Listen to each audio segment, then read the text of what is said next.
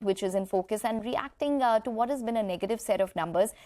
There was a Q4 EBITDA, which was down around 54% on a year-on-year basis. We had the net loss, which widened this time round as well for the company, all the way to around close to 37 odd crores. We do have the company with us. We have Anand Agarwal, who's the CFO at V-Mart Retail, who joins in now to discuss the numbers. Hi, sir. Welcome to the show. If you can just go through what took place on the margins front, considering that it's coming at around 4% versus 11% on a year-on-year basis, and that's obviously trickled down to your profitability, which is a net loss, which is widened. Yeah. Hi, good morning. Absolutely, you're right. So we have to, break this into two parts. There is an impact of a new acquisition that we did of an online marketplace, which has got integrated in this quarter's financials. So there's a loss of 5 months, which is coming in, which has an impact of roughly around 22 crores for the quarter. If I look at the core business, actually the core business is doing fairly strongly. We have seen some revival of growth. We have seen like-to-like growth in the quarter. The sales for the quarter have grown like-to-like basis by 10%. So that's a very strong sign.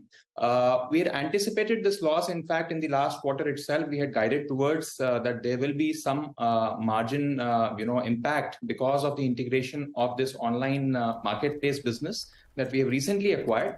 But excluding this loss, the numbers look fairly strong and are growing year on year.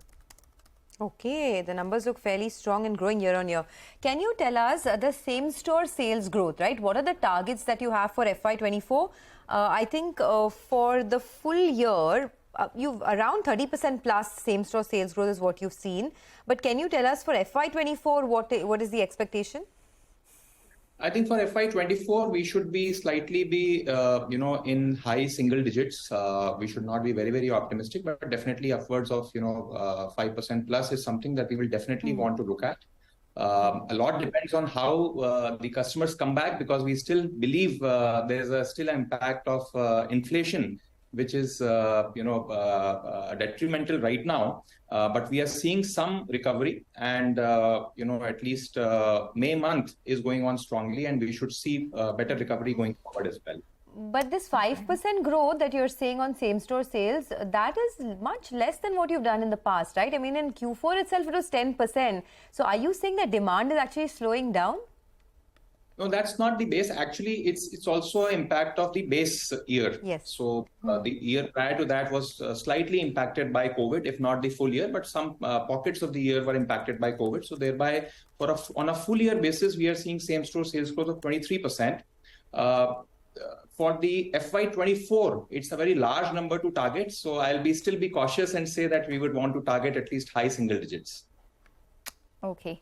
This deal with LimeRoad, can you tell us when do you expect it to be fully integrated, the synergies to come through entirely, and hence when do you expect it to reflect positively on your P&L?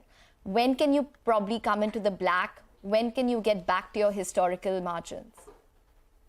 So LimeRoad is a promising business, and at least what we have seen in the last 5 months, that business has been doing fairly strongly. There are very strong green shoots that we are seeing in that business. The revenues have increased by almost 80% since the time we acquired, but still it's a small base.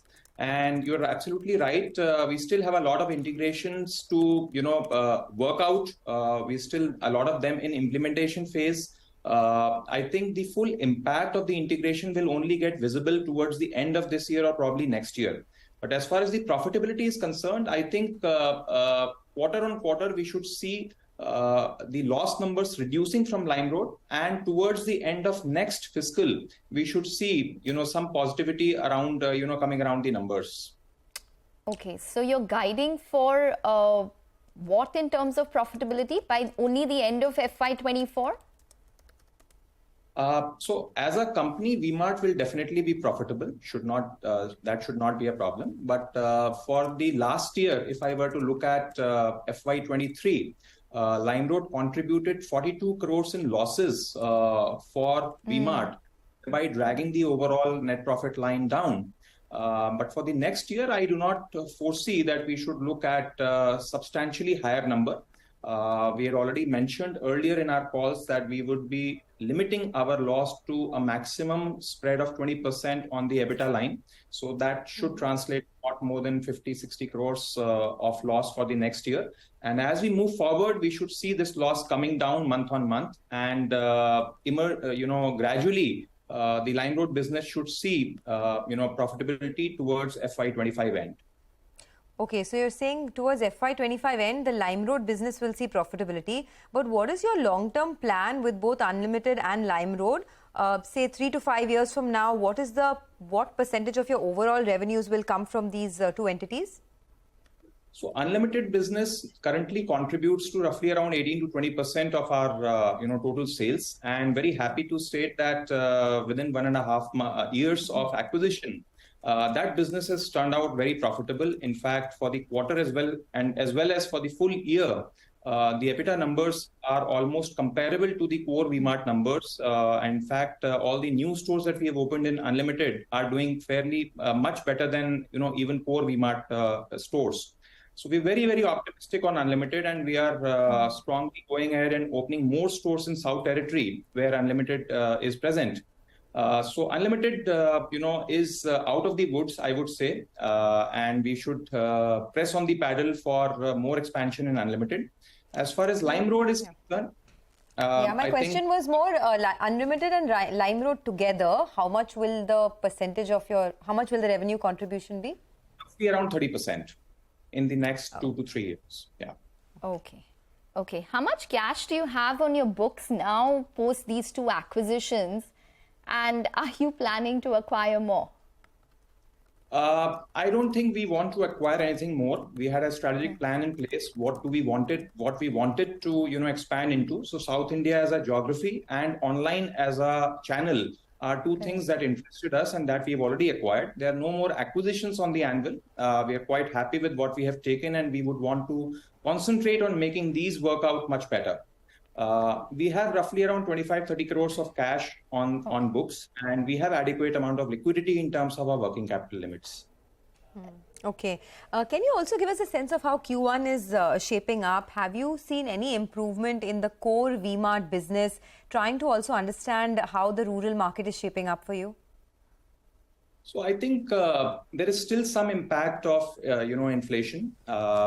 Especially April was not a very strong month, particularly because there were no occasions or festivals or marriage seasons to celebrate. But May has started on a slightly better note. We are quite optimistic that going forward in the coming weeks, we should see some growth momentum coming back. As of now, there is also an overhang of lower monsoons, but till now we have not seen any impact because of that in the rural markets. So our hope still remains that we should see growth coming back in the coming weeks and months. Okay, just a quick last question, Mr. Agarwal. With regards to the online contribution, how much are you expecting in FY24? And has online as a contribution, the expectations from it probably scaled down post-COVID normalization and the trends that we're seeing now? So in general, yes, probably the expectations from online might have scaled down, but because we started from a very low base, we have a lot of room to grow. In fact, currently, our online contribution of sales is hardly 2%. My expectation is that we should, look at this at least around 5% or more by the end of this year. Okay, all right. Anand, we leave it at that. Thanks a lot for joining in and speaking to CNBC TV18.